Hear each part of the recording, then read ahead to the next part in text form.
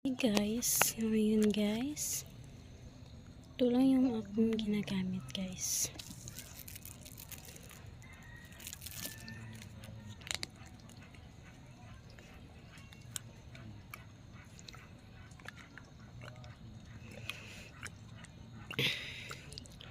Kung gusto niyo yung ano guys, yung makinis lang tapos maputi, yung parang ganun, di masyadong mapula yung mga balat mo.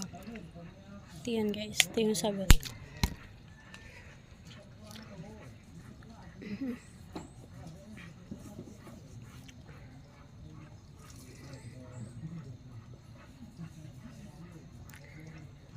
Sensya na kayo sa background ko guys.